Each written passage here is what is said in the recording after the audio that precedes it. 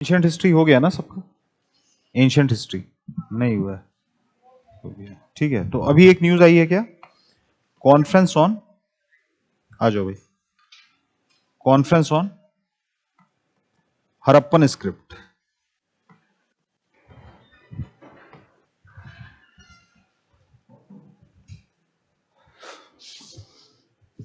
GS 1, GS paper 1 history का topic है, ancient history to be precise. लेकिन उसका मॉडर्न कॉन्टेक्स्ट में अभी क्या सुनने में आ रहा है, इस पे चर्चा करेंगे, ठीक है। तो अभी हमको ये पता चला है कि इंडियन एक्सप्रेस का आर्टिकल है ये कि आपका मिनिस्ट्री ऑफ कल्चर है, मिनिस्ट्री ऑफ कल्चर है, उसके अंडर एक ऑटोनॉमस ऑर्गेनाइजेशन है जिसका नाम है IGNCA, ठीक है, Indira Gandhi national centre of arts, ठीक है। ये एक कॉन्फ्रेंस ऑर्गेनाइज कर रही है, कॉन्फ्रेंस ऑन हड़प्पन स्क्रिप्ट। कब से कब तक चलनी है? 11th to 13th of September.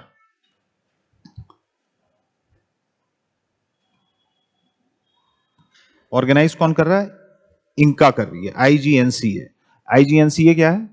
Ministry of culture के अंडर एक ऑटोनॉमस ऑर्गेनाइजेशन है। कॉन्फ्रेंस किसके बारे में है? हड़प्पन स्क्रिप्ट को डेसिफर, हड़प्पन स्क्रिप्ट को डेसिफर करने के लिए, ठीक है। हमको यह पता है कि हड़प्पन स्क्रिप्ट है, अभी तक डेसिफर नहीं हो पाई है, ठीक है। एंशिएंट सिविलाइजेशन, सब कॉन्टिनेंट में एक एंशिएंट सिविलाइजेशन है जिसका जो क्षेत्रफल था कितना था? 8 लाख स्क्वायर किलोमीटर के आसपास था, ठीक है। मॉडर्न डे अगर साउथ एशिया की बात करें तो इसका जो एक्सपेंस था कहां से कहां तक था? प्रेजेंट डे इंडिया में भी था, पाकिस्तान में भी था और अफगानिस्तान में था। नॉर्दर्न रीच क्या थी? जम्मू कश्मीर, मांडा एक जगह है। सदर्न रीच क्या थी उसकी? दायमाबाद महाराष्ट्र में। ईस्ट में कहां पे?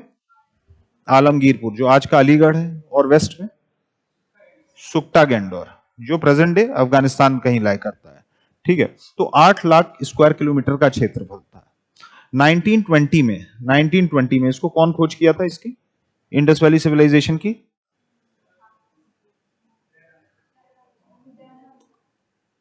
डैनियल दयाराम साहनी,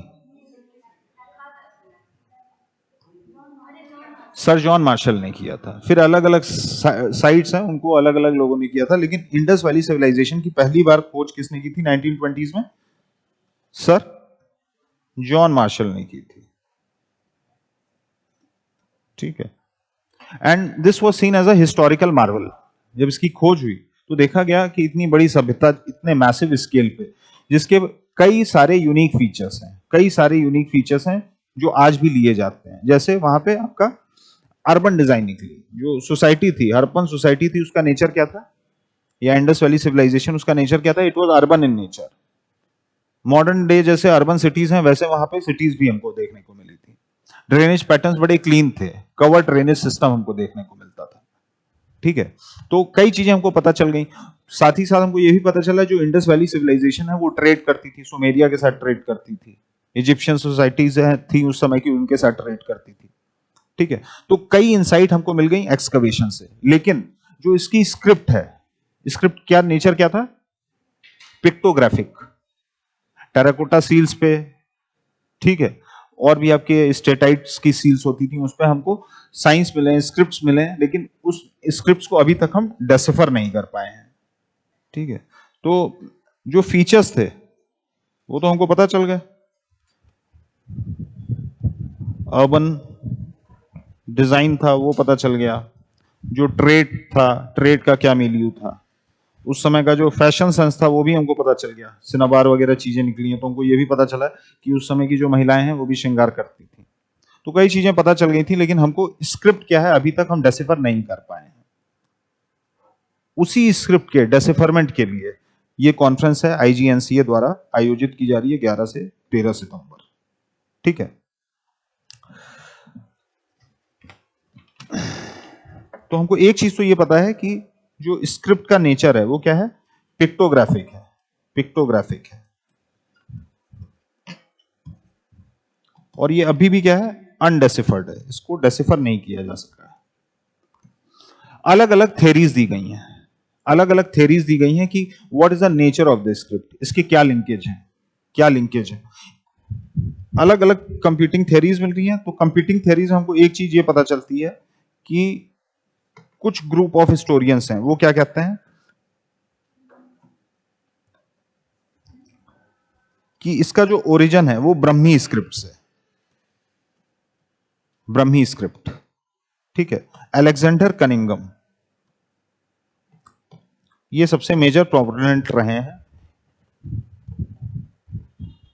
कि जो हड़प्पन स्क्रिप्ट है, हड़प्पन स्क्रिप्ट है वो ब्रह्मी स्क्रिप्ट से डिराइव्ड है, ठीक है। लेकिन ब्रह्मी स्क्रिप्ट की थ्योरी को एक फिनिश इंडोलॉजिस्ट हैं पारपोला, वो डिनाई करते हैं। पारपोला क्या कहते हैं? पारपोला कौन है? एक फिनलैंड के इंडोलॉजिस्ट हैं। वो कहते हैं कि भाई ब्रह्मी से इंडस वैली की जो स्क्रिप्ट है उसका कोई कनेक्शन नहीं है। उनका ये कहना है कि इसका जो लिंकेज है वो संस्कृत ट्रेडिशन से ज्यादा है, संस्कृत ट्रेडिशन है उससे ज्यादा है। प्लस हमको ये भी पता है कि जो लैंग्वेज है वो साइन लैंग्वेज की है, तो साइन कितने नंबर ऑफ साइंस हैं इस पे भी यूनानिमिटी नहीं है, ठीक है। एसआर राव एक हिस्टोरियन है, उन्होंने ये कहा कि जो टोटल नंबर ऑफ साइंस हैं, टोटल नंबर ऑफ साइंस हैं जो हम डेसिफर कर पाए हैं वो कितने हैं? 62 के आसपास, ठीक है। लेकिन पारपोला जो फिनिश इंडोलॉजिस्ट है उनका ये कहना है कि नंबर ऑफ साइंस जो है वो आपका 425 है। तो अलग अलग हिस्टोरियंस, अलग अलग आर्कियोलॉजिस्ट, लिंग्विस्टिक ग्रुप्स अलग अलग नंबर्स देते हैं कि जो पिक्टोग्राफिक साइंस है उस पे भी अभी यूनानिमिटी नहीं बन पाई है। दूसरा यह है कि जो लिंकेज है लैंग्वेज का, जो आपका स्क्रिप्ट है उसका जो लिंकेज है, हम उस पे भी अभी यूनानिमिटी पे नहीं आ पाए हैं। कुछ का ये कहना है कि भाई इसका द्रविडियन ओरिजिन है, कुछ सेट ऑफ हिस्टोरियंस है उनका ये कहना है कि इसका ब्रह्मी स्क्रिप्ट है उससे लिंकेज है। लेकिन पारपोला का कहना है कि ब्रह्मी स्क्रिप्ट का इससे कोई लिंकेज नहीं है, ब्रह्मी स्क्रिप्ट का जो लिंकेज है वो अरामिक, अरामिक इंस्क्रिप्शन से, और अरामिक क्या है? वो पर्शिया का ओरिजिन रखती है, ठीक है। तो अब ये जो यूनानिमिटी है उसी को बनाने के लिए ये पर्टिकुलर जो कॉन्फ्रेंस है वो आपकी बुलाई गई है। उसमें ये देखा गया है, मतलब जो एक्सपर्ट्स हैं उनका ये कहना है कि भाई अगर हमको स्क्रिप्ट्स को डेसिफर करना है आज के समय में, अगर हमको स्क्रिप्ट्स को डेसिफर करना है तो उसके लिए इंपॉर्टेंट क्या है? उसके लिए इंपॉर्टेंट ये है कि हम इसको मल्टी डिसिप्लिनरी बनाएं, कि सिर्फ हिस्टोरियंस या सिर्फ एपिग्राफी वाले लोग हैं वो डिटरमाइन नहीं कर सकते हैं अकेले कि ये स्क्रिप्ट का नेचर क्या है। इसमें हमको हिस्टोरियंस, आर्कियोलॉजिस्ट, एपिग्राफिस्ट, इन सबको एक साथ टेबल पे बैठाना पड़ेगा और टोटलिटी में ब्रेन स्टॉर्मिंग के माध्यम से हम डिटरमाइन कर पाएंगे कि जो स्क्रिप्ट है वो क्या है। उसको तभी हम डेसिफर कर पाएंगे जब हम एक मल्टी डिसिप्लिनरी अप्रोच है वो लेके चलेंगे। नहीं आई बात समझ में? क्योंकि अभी तक हम साइंस पे ही यूनानिमिटी नहीं बना पाए हैं। एस आर राव क्या कह रहे हैं कि 62 साइंस हैं बस, ठीक है। दूसरा क्या है? परपोला क्या कह रहे हैं? 425 साइंस है। तो अभी हम साइंस पे यूनानिमिटी नहीं बना पाए हैं, तो जो ओरिजिन ऑफ द लैंग्वेज है हम उस पे भी यूनानिमिटी नहीं बना पाए हैं कि ब्राह्मी ओरिजिन है, कि संस्कृत ट्रेडिशन से निकला है, कि संतली ट्रेडिशन से निकला है। तो अगर ये सारी चीजों को हम डिसॉल्व कर पाएंगे, रिजॉल्व कर पाएंगे, तब हम पहुंच पाएंगे कि भाई एक्चुअल में स्क्रिप्ट है क्या, तब हम उसको इफेक्टिवली डेसिफर कर पाएंगे, ठीक है। तो the objective of the conference is to decipher the script, और स्क्रिप्ट को डेसिफर करना है तो we'll have to go multi disciplinary approach, ठीक है। कि आपको लिंग्विस्टिक एक्सपर्ट्स भी चाहिए होंगे, एपिग्राफिस्ट भी चाहिए होंगे, आर्कियोलॉजिस्ट भी चाहिए होंगे और हिस्टोरियंस भी चाहिए होंगे। सबका कंसेंसस बनेगा, thereafter we would be able to derive कि what is the script about, then we would be able to know कि ये स्क्रिप्ट है क्या। मेजर चैलेंजेस क्या हैं? What are the major challenges associated in deciphering this script? क्या challenges हैं?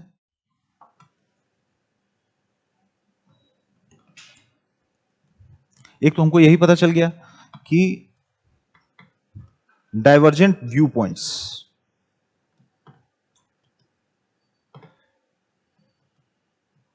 Of scholars, अलग अलग स्कॉलर्स जो हैं वो अलग अलग बात करते हैं। एस आर राव कुछ अलग कह रहे हैं, परपोला कुछ अलग कह रहे हैं, ठीक है। अलेक्जेंडर कनिंगम कुछ और कह के चले गए हैं। उसके अलावा प्रेजेंट कॉन्टेक्स्ट में बात करें तो इसका पॉलिटिकल कॉन्टेक्स्ट भी है। पॉलिटिकल पार्टीज हैं वो भी इसको अपने हिसाब से भुना रही हैं, साउथ इंडिया की कुछ पॉलिटिकल पार्टीज हैं, उनका क्या कहना है कि जो लिंकेज है वो हमारी लैंग्वेज से, द्रविडियन लैंग्वेज से, राइट, द्रविडियन लैंग्वेज से। मतलब वो ये सेटल करना चाह रही है कि इंडस वैली के जो लोग थे वो हमारे ही लोग थे, इसका नॉर्थ इंडिया से कोई कनेक्शन नहीं है। दूसरा स्कूल ऑफ थॉट है, वो क्या कहता है, दूसरा स्कूल ऑफ थॉट ये कहता है कि इसका डायरेक्ट लिंकेज है जो उसके बाद जो कंटिन्यूड सिविलाइजेशन रही है, कौन सी, वैदिक सिविलाइजेशन, उससे है। तो एक सांस्कृतिक ट्रेडिशन था पहले, उसके लिए वो अलग थेरीज देते हैं कि पशुपति सील्स वगैरह निकली थी, मदर गॉडेस, ठीक है, उनके फिगर्स मिले हैं। तो दूसरा स्कूल ऑफ थॉट ये कहता है कि इसका जो ओरिजिन है वो सांस्कृतिक ट्रेडिशन से है। तो एक पॉलिटिकल कॉन्टेक्स्ट भी इसमें आ जा रहा है कि पॉलिटिकल पार्टीज हैं वो भी इसको भुनाने लगी। नॉर्थ इंडिया की पॉलिटिकल ग्रुप्स हैं वो क्या कह रहे हैं कि भाई इसका जो लिंकेज है वो वैदिक ट्रेडिशन से। साउथ इंडिया में एमके स्टैलिन कौन है, चीफ मिनिस्टर तमिलनाडु के, उनका ये कहना है कि डायरेक्ट लिंकेज साउथ इंडियन यानी द्रविडियन लैंग्वेजेस से है, ठीक है। तो इसका एक पॉलिटिकल मैनिफेस्टेशन भी हमको देखने को मिल रहा है। तीसरी चीज है कि बहुत लॉन्ग ड्रॉन सिविलाइजेशन है, 2600 से आपका 1900 बीसी तक तो चली है। अब इसमें भी क्या है, कुछ कंपीटिंग डिफरेंसेस हैं, कुछ लोग कहते हैं इससे बड़ी सिविलाइजेशन लॉन्जेविटी थी, लेकिन हमको ये पता है कि 2600 बीसी से 1900 बीसी तक सिविलाइजेशन रन की थी, और इसका जो एक्सपेंस था वो कितना था, 8 लाख स्क्वायर किलोमीटर का था। तो कई एक्सपर्ट्स का ये कहना है because of the large expense, कि मतलब क्षेत्रफल इतना ज्यादा था, अलीगढ़ से लेके अफगानिस्तान, मॉडर्न डे उत्तर प्रदेश से लेके अफगानिस्तान, ऊपर कश्मीर से लेके आपका महाराष्ट्र, कि किसी एक लैंग्वेज का इन्फ्लुएंस नहीं हो सकता है, ठीक है। इसमें हो सकता है कि अलग अलग लैंग्वेज के प्रोटोटाइप्स हैं वो फॉलो किए गए हैं, ठीक है। तो मतलब ये जो स्क्रिप्ट है वो एक तरीके का मिश्रण है, it's an amalgamation of different languages और डिफरेंट स्क्रिप्ट्स, ठीक है। तो ये कुछ मेजर चैलेंजेस हमको देखने को मिल रहे हैं, वास्ट ज्योग्राफी प्लस लॉन्जेविटी और प्लस बहुत पहले की सिविलाइजेशन है, मतलब आज से करीब करीब 4500 साल पुरानी। तो जो लॉन्जेविटी है उसकी वजह से भी हमको क्या देखने को मिल रहा है, इसको डेसिफर कर पाना रिलेटिवली थोड़ा सा मुश्किल हो गया, प्लस अब पॉलिटिक्स भी इवॉल्व हो गई है। तो पॉलिटिकल ग्रुप्स हैं वो इस पूरे मुद्दे को अपने हिसाब से भजाने की कोशिश कर रहे हैं, ठीक है। तो एंड में हमको यही पता करना है कि क्यों जरूरी है इस लैंग्वेज का या इस स्क्रिप्ट का डेसिफरमेंट, क्या मिलेगा अगर ये जो स्क्रिप्ट है हम डेसिफर कर ले रहे हैं, तो क्या फायदा होगा if we are able to decipher.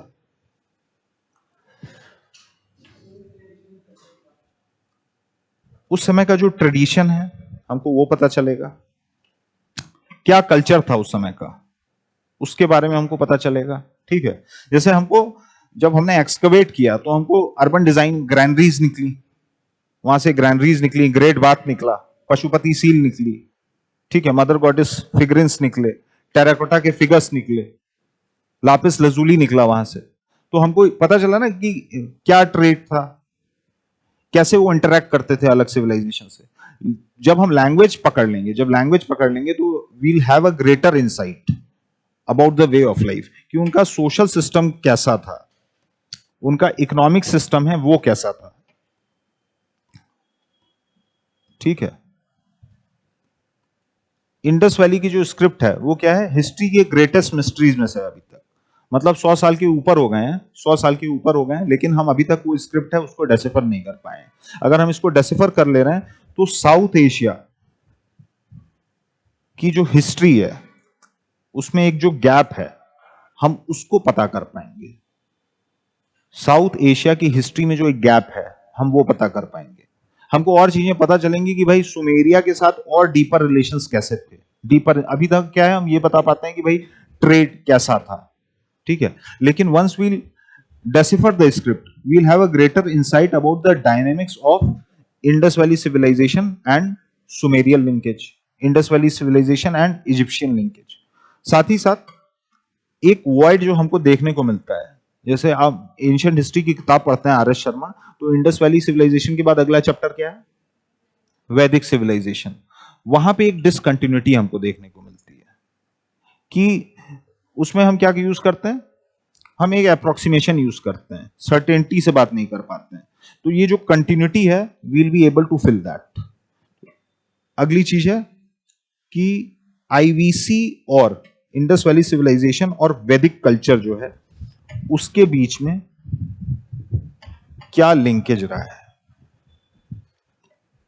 तो इन सारे क्वेश्चंस को अनफोल्ड करने के लिए,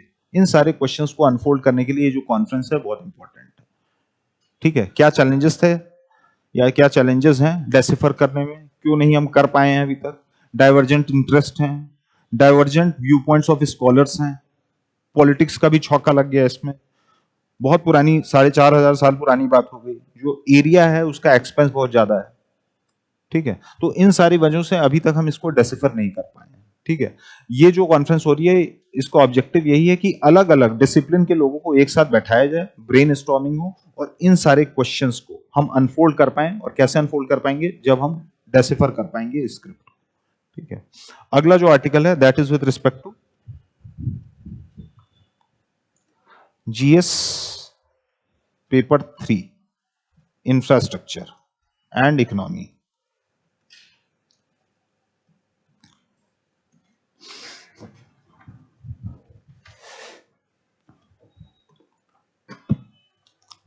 India and ship building.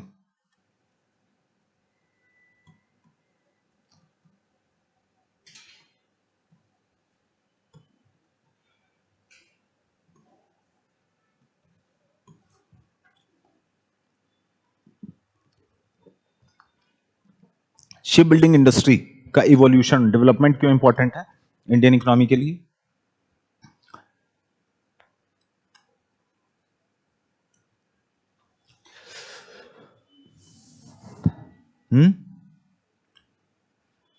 Ship building industry क्यों इंपॉर्टेंट है इंडियन इकोनॉमी के लिए,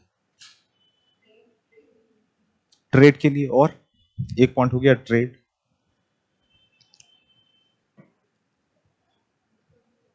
एम्प्लॉयमेंट, विकसित भारत 2047 के लिए इंपॉर्टेंट है, मैरीटाइम इंडिया विजन 2030 के लिए इंपॉर्टेंट है, सागरमाला के लिए इंपॉर्टेंट है,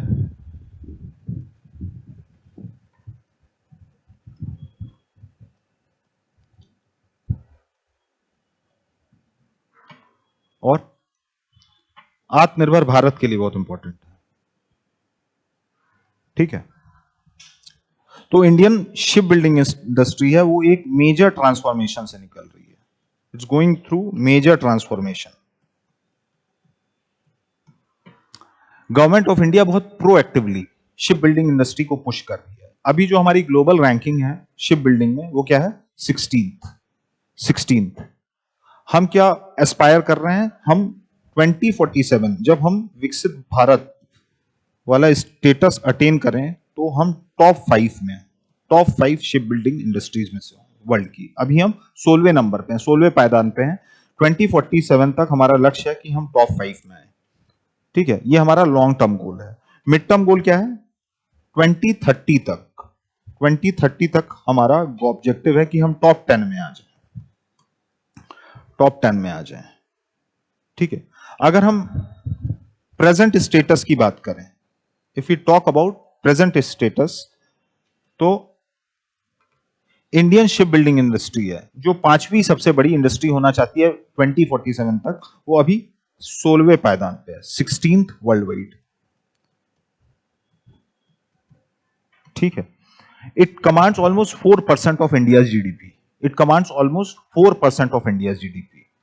2047 तक हमारा लक्ष्य है कि हम कम से कम 12% ऑफ इंडिया जीडीपी कमांड करें वाया शिप बिल्डिंग सेक्टर। तो अभी अगर बात करें तो शिप बिल्डिंग इंडस्ट्री है वो 4% ऑफ इंडिया जीडीपी के बराबर है। 4% अच्छा नंबर है, ठीक नंबर है, लेकिन इसको हमको बढ़ाना है। लेकिन हम ग्लोबली बात करें तो हम 1% से कम ग्लोबल मार्केट केटर करते हैं। 1% से कम ग्लोबल मार्केट हम केटर करते हैं। एम क्या है हमारा, जो हमारा एम या हमारा जो ऑब्जेक्टिव है वो ये है कि 4% जीडीपी से हम किस पे जाएं, 12%। ठीक है। दूसरा, 2030 तक हम टॉप 10 में ब्रेक कर लें, और 2047 तक हम किस में ब्रेक कर लें, टॉप 5। मतलब विकसित भारत 2047 वाला लक्ष्य जब हम रियलाइज करें तो our ship building industry should be among the top 5 in the world, among the top 5 in the world. ठीक है। व्हाट इज द इंपॉर्टेंस, क्या इंपॉर्टेंस है?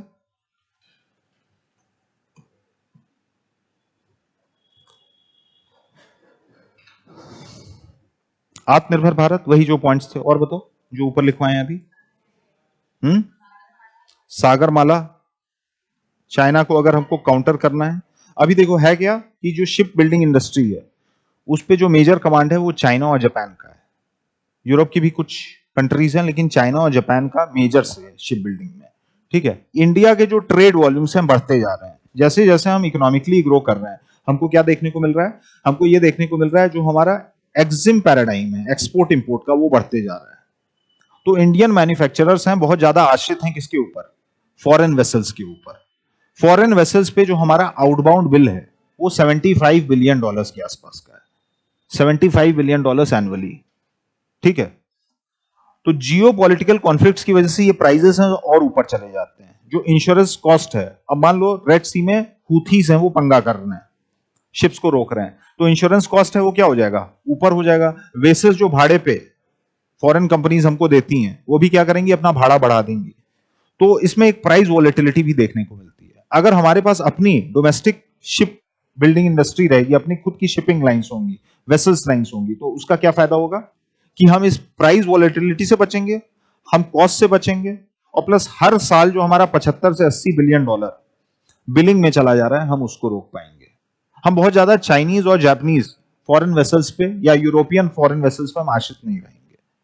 अगर हम अपना शिप बिल्डिंग इंडस्ट्री इकोसिस्टम अच्छे से मजबूती से बना ले रहे हैं तो उसका फायदा क्या होगा, हम इंडिया के अंदर एम्प्लॉयमेंट क्रिएट कर पाएंगे, मेक इन इंडिया इनिशिएटिव को पुश दे पाएंगे, आत्मनिर्भर भारत को हम पुश दे पाएंगे, मैरीटाइम इंडिया विजन है उसको हम पुश दे पाएंगे, विकसित भारत 2047 का जो ऑब्जेक्टिव है उसको हम अच्छे से पुश दे पाएंगे। अमृत काल वाला जो काल चल रहा है, अभी जो फेज चल रहा है किसका चल रहा है, अमृत काल का चल रहा है, तो उसमें हम और इफेक्टिव तरीके से विकसित भारत 2047 का जो गोल है या ऑब्जेक्टिव हम उसको रियलाइज कर पाएंगे। अब इसके लिए तो एक हो गया आत्मनिर्भर भारत के लिए, सागरमाला के लिए, मेक इन इंडिया के लिए, मैरीटाइम इंडिया विजन के लिए, स्किल डेवलपमेंट के लिए। ठीक है। स्किल इंडिया को भी आप सपोर्ट कर रहे हैं। ठीक है। साथ ही साथ पोर्ट लेड डेवलपमेंट को भी आप सपोर्ट कर रहे हैं। पोर्ट डेवलपमेंट और पोर्ट लेड डेवलपमेंट को भी आप सपोर्ट कर रहे हैं। सागरमाला इनिशिएटिव क्या है, 2015-16 में सागरमाला इनिशिएटिव लिया गया है, किस लिए, port lead development. Port lead development क्या होता है, हम जैसे एक बार बार पढ़ते आए हैं road lead development. Road lead development क्या होता है कि अगर आपको किसी क्षेत्र का विकास करना है, वहां रोड बना दिए, रोड बनाएंगे तो पहले क्या होगा, पेट्रोल पंप्स आएंगे, ढाबे आएंगे, फिर अच्छे रेस्टोरेंट खुलेंगे, ठीक है, फिर दुकानें लगने लगेंगी, फैमिलीज मूव करेंगे तो स्कूल्स आएंगे, हॉस्पिटल्स आएंगे, छोटे छोटे अर्बन क्लस्टर्स बनना शुरू हो जाएंगे। हम एग्जाम्पल देते हैं बार बार किसका, शहीद पथ का। ठीक है। पोर्ट लेड डेवलपमेंट क्या है कि आप समंदर के किनारे पोर्ट डेवलप कर दीजिए। आप पोर्ट डेवलप कर देंगे तो क्या होगा, पोर्ट पे इंजीनियर्स आएंगे, मैनेजर्स आएंगे, लॉजिस्टिक्स के जो प्रोफेशनल हैं वो आएंगे तो उनके फैमिलीज भी आएंगी तो क्या होगा, आपके अर्बन सेंटर्स, अर्बनाइजेशन भी, नए अर्बन सेंटर्स, हमने जो बात की थी ना कि हमको नए अर्बन सेंटर्स की जरूरत है, तो हमको नए अर्बन सेंटर्स देखने को मिलेंगे। प्लस मेक इन इंडिया, जैसे गुड्स मैन्युफैक्चर बस नहीं करना है, हमको गुड्स को इफेक्टिवली आसानी से पहुंचाना भी है। कहां, अपने एक्सपोर्ट डेस्टिनेशंस पे। तो पोर्ट बनेगा तो रोड्स भी बनने लगेंगे, नोएडा को पैरादीप से कनेक्ट करते हुए, दिल्ली को आपका मुंबई से कनेक्ट करते हुए। तो this was port lead development कि आप पोर्ट डेवलप करिए तो पोर्ट डेवलपमेंट तो होगा ही होगा, पोर्ट लेड डेवलपमेंट भी, पोर्ट की वजह से जो एक्स्ट्रा पोर्ट डेवलपमेंट है वो भी होने लगेगा, रोड्स बनने लगेंगे, अर्बनाइजेशन आने लगेगा, एसईजेड्स बनने लगेंगे, स्पेशल इकोनॉमिक जोन्स हैं वो बनने लगेंगे, तो इससे क्या होगा, आपका एम्प्लॉयमेंट बढ़ेगा, ठीक है, देश की जीडीपी है उसमें कंट्रीब्यूशन मिलेगा। तो all these are part of Sagarmala. Sagarmala initiative primarily इसीलिए शुरू किया गया था, किस लिए, इंफ्रास्ट्रक्चर डेवलपमेंट के लिए, ठीक है। दूसरा क्या, शिप बिल्डिंग को पुश देने के लिए। तीसरा क्या, लॉजिस्टिक सेक्टर है, लॉजिस्टिक सेक्टर है उसको और ज्यादा सुदृढ़ करने के लिए, रोबस्ट बनाने के लिए। मेक इन इंडिया हम पढ़ ही चुके हैं कई बार, मैरीटाइम इंडिया विजन ये भी हमने कवर कर रखा है। तो ये है इंपॉर्टेंस आपका ship building industry. Plus India is blessed to have a very long coast line. हमारी कोस्ट लाइन कितने किलोमीटर की है, 11,000। सरकारी साइट्स पे अभी भी 7500 किलोमीटर है, लेकिन जो नया डेटा है वो क्या बताता है, 11,000 किलोमीटर की हमारी कोस्ट लाइन है, ठीक है। तो हमारे पास नेचुरली कई सारे पोर्ट्स हैं, हमको उनका इफेक्टिव यूज करना चाहिए, हमको उसको मेक इन इंडिया, सागरमाला के जो ऑब्जेक्टिव्स हैं उनको पूरा करने के लिए लगाना चाहिए, ठीक है। क्या क्या इनिशिएटिव भारत सरकार ले चुकी है, what are the initiatives government has taken so far. Ship building के लिए क्या क्या इनिशिएटिव भारत सरकार ले चुकी है, एक दो पॉइंट्स तो यहीं दिख रहे हैं। सागरमाला इनिशिएटिव लिया गया है, और सागरमाला एक इनिशिएटिव लिया गया है, ये तो ऑब्जेक्टिव है, सागरमाला एक पॉलिसी लेड इनिशिएटिव है, ठीक है। दूसरा, मैरीटाइम डेवलपमेंट फंड, 25,000 करोड़ का एक फंड है, वो सरकार तैयार की है, मैरीटाइम डेवलपमेंट फंड। ऑब्जेक्टिव क्या है, एमडीएफ का $3 बिलियन का ये फंड है, एलोकेट किया गया है हमारी जो शिपिंग सेक्टर है उसको और एमआरओ को डेवलप करने के लिए। अच्छा, शिप रैकेज में इंडिया ऑलमोस्ट वर्ल्ड में नंबर 1 है। शिप रैकेज क्या होता है, जो पुरानी डीकमीशन शिप्स होती हैं उसको तोड़ना। शिप्स जैसे आदमी रिटायर करता है वैसे ही आपका शिप्स भी रिटायर कर जाती हैं, तो उनका क्या होता है, वो गुजरात में आके उसको तोड़ा जाता है और उसके जो स्क्रैप्स हैं वो बेचे जाते हैं, ठीक है। तो एमआरओ एक एस्पेक्ट हो गया, स्क्रैपेज एक एस्पेक्ट हो गया, शिप बिल्डिंग तीसरा एस्पेक्ट हो गया। जो शिप की लाइफ जर्नी होती है, शिप बनेगी तो कहां बनेगी, शिप बिल्डिंग इंडस्ट्री में। फिर वो चल रही है, उसमें कुछ खराबी आ रही है तो उसको क्या चाहिए, मेंटेनेंस, रिपेयर, ओवरहॉल, इसको हम कहते हैं एमआरओ, मतलब शिप का गराज, ठीक है, शिप का एमआरओ। और तीसरा क्या है, जब वो अपनी लाइफ साइकिल खत्म कर ले रही है, वो डीकमीशन हो जा रही है, तो वहां पे उसका क्या होता है, स्क्रैपेज। तो स्क्रैपेज में इंडिया नंबर 1 है। एमडीएफ के लिहाज से जो पहले 2 चरण है हमको उन पे फोकस करना है, शिप बिल्डिंग में और इंडिया का एमआरओ इंफ्रास्ट्रक्चर क्रिएट करने में। इसके लिए भारत सरकार ने $3 बिलियन का एक फंड बनाया है, maritime development fund. 25,000 crore lump sum का फंड है जो एलोकेट किया गया है इसमें, ठीक है, जिसका 45% पैसा सिर्फ और सिर्फ किस में जाएगा, शिप बिल्डिंग में जाएगा। और एमआरओ वाला जो सेगमेंट है उसमें कितना जाएगा, उसमें आपका रिमेनिंग 55% जाएगा। $3 बिलियन का फंड है, 45% फंड है उसको स्पेसिफाई या एलोकेट कर दिया गया स्पेशली शिप बिल्डिंग के लिए, ठीक है। तो एनडीएफ एक चीज हो गई। तीसरा क्या है, हमने एफडीआई को लिबरलाइज कर दिया शिपिंग रूट में। 100% एफडीआई जो है वो अब अलाउड है, मतलब कोई बाहर की कंपनी है वो इंडिया में पैसा, या बाहर का कोई फंड है वो इंडियन शिपिंग सेक्टर में पैसा डालना चाह रहा है, तो 100% एफडीआई ऑटोमेटिक रूट से अप्रूव्ड है। एफडीआई कैसे आता है, 2 रूट से आता है। कौन कौन से हैं वो रूट्स, एक गवर्नमेंट रूट होता है और दूसरा ऑटोमेटिक रूट। ऑटोमेटिक रूट में कोई अप्रूवल लेने की आवश्यकता नहीं है। जर्मनी में बैठी कोई कंपनी चाह रही है कि हम एक पूरी कंपनी इंडिया में बना लें जिसमें 100% स्टेक होल्डरशिप हमारी रहे, तो दैट इज अलाउड, क्योंकि सरकार ने एफडीआई जो है वो 100% कर रखा है। फॉरेन डायरेक्ट इन्वेस्टमेंट की जो लिमिट है वो 100% कर रखी है। ऑटोमेटिक रूट मतलब इसमें गवर्नमेंट अप्रूवल की भी आवश्यकता नहीं है। ऑब्जेक्टिव क्या है इसका, क्योंकि हम फंड स्टाफ्ड नेशन है, हमको हर सेक्टर में क्या चाहिए, फंड्स, और सारे सेक्टर्स हमको डेवलप भी करने हैं। तो एफडीआई लिबरलाइजेशन प्राइमरीली सरकार इसीलिए करती है कि बाहर का फंड्स जो है वो हम अट्रैक्ट कर पाए। इसके अलावा और क्या इनिशिएटिव्स हैं,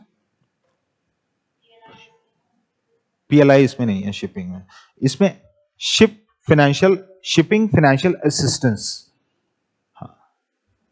एसएफए, शिपिंग फाइनेंशियल असिस्टेंस। इस स्कीम के माध्यम से भारत सरकार जो है वो शिप बिल्डिंग इंडस्ट्री को डायरेक्ट सब्सिडी दे रही है, डायरेक्ट सब्सिडी दे रही है कि आप शिप बनाइए, 100 करोड़ रुपए आएगा तो 30 करोड़ रुपए हम देंगे या 20 करोड़, जो भी मतलब फंड्स हैं एलोकेट करने होंगे वो हम करेंगे। तो एक सब्सिडी रेजिम भी चलाई गई है कि हमारा जो शिप बिल्डिंग इंडस्ट्री है उसको और रोबस्ट बनाया जा सके। इसके अलावा सागरमाला इनिशिएटिव में हमने कितने फंड डिवॉल्व कर रखे हैं? ऑलमोस्ट $82 बिलियन का फंड है वो एलोकेट रखा किया गया है 2035 तक, 2035 तक। किस लिए? पोर्ट के मॉडर्नाइजेशन के लिए, कि जो हमारे एग्जिस्टिंग पोर्ट्स हैं उनको मॉडर्नाइज किया जाए और नए पोर्ट्स बनाए जाए। इसके अलावा जो पॉइंट तुमने बताया, पीपीपी मॉडल पे भी हमारा पुश है, पब्लिक प्राइवेट पार्टनरशिप। ठीक है, कि मतलब अब बस सरकार सारे काम नहीं करेगी, अब प्राइवेट सेक्टर को भी आगे आना होगा, उसको भी फंड्स डालने होंगे। ठीक है, प्राइवेट सेक्टर आएगा तो उसके फायदे क्या है? वो better managerial skill, better funds, ठीक है, वर्ल्ड जो ग्लोबल बेस्ट प्रैक्टिसेस हैं, ये सारी चीजें हम इनकॉर्पोरेट कर पाएंगे शिपिंग इंडस्ट्री में। तो पीपीपी मॉडल एक चीज हो गई। फिर एक चीज सरकार ने शुरू की है, ship building credit notes. Ship building credit notes, SCN क्या है? Basically ship building credit notes. फरवरी में हम ये कवर कर चुके हैं ये point, ship building credit notes. अभी scrappage policy, vehicle scrappage policy सरकार ने निकाली है। क्या है वो व्हीकल स्क्रैपेज पॉलिसी? वही चीज शिप बिल्डिंग में हमको यहां दे। व्हीकल स्क्रैपेज पॉलिसी में यही है ना कि भाई पुरानी गाड़ी हो गई आपकी 10 साल, ठीक है, मान लो कटने भेजते थे हम, क्योंकि मान लो 17 साल पुरानी गाड़ी है, उसको दोबारा से तो उसका रजिस्ट्रेशन टफ है। ठीक है, डीजल की है तब तो हो ही नहीं सकता, तो अमूमन लोग क्या करते हैं, गाड़ी कटवा देते हैं। तो अब क्या है, सरकार स्क्रैपेज पॉलिसी लेके आ गई। अब आप गाड़ी कटवाएंगे तो आपको एक सर्टिफिकेट मिल जाएगा, स्क्रैपेज सर्टिफिकेट सरकार की ओर से।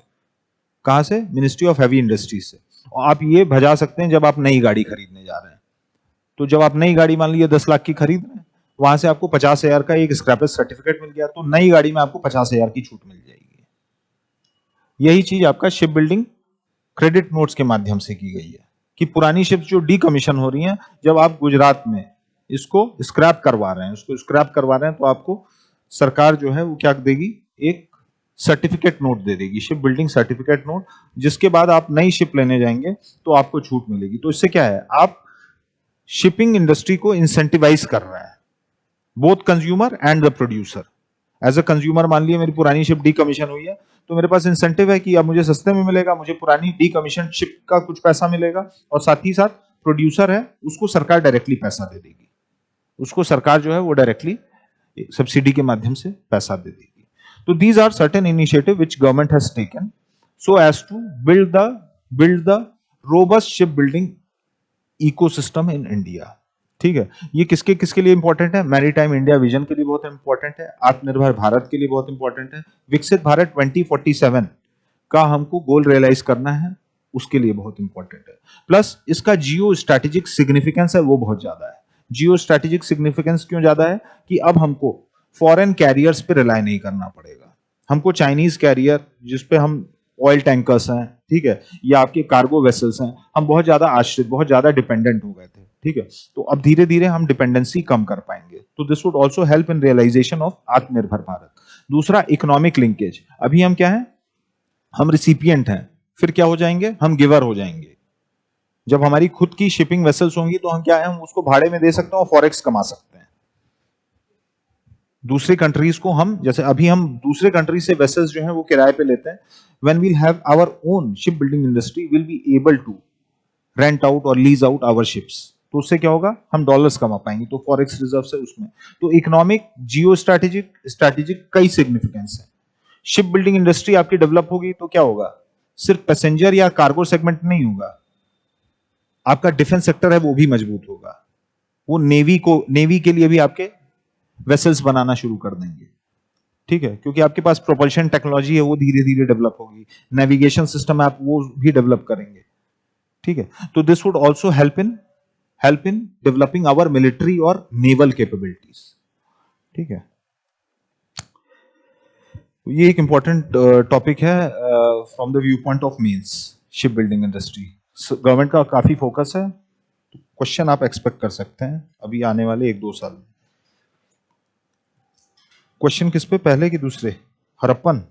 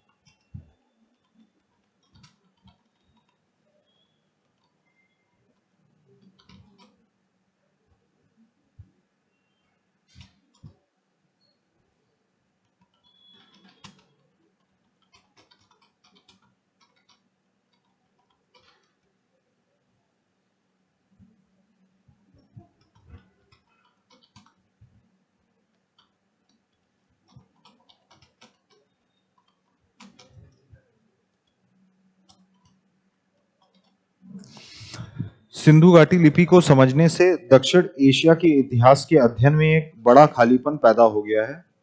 इसका अर्थ निकालने में आने वाली चुनौतियों का विश्लेषण कीजिए। लिपि को समझने से क्या लाभ होंगे? Deciphering the Indus Valley script has created a major void in the study of history of South Asia. Analyze the challenges in decipherment. What would be the benefits of deciphered script? लिख लोगे ये? सीधा question है। अब इसमें देखना, पहला statement है, ये कहीं पर उसको एनालाइज करने नहीं बोला गया है, उसके लाइट में आपको दूसरा पार्ट लिखना है। मतलब यहाँ पे फुल स्टॉप अगर लगाया आयोग ने तो वो आपको बता रहे हैं कि भाई ऐसा है, लेकिन स्टेटमेंट मत एनालाइज करने लगना। ठीक है, यहां लिखा है analyse the challenges in the decipherment. ठीक है, तो इस स्टेटमेंट के लाइट में आपको ये जो चैलेंजेस हैं वो एनालाइज करना है, स्टेटमेंट को नहीं एनालाइज करना है पर से।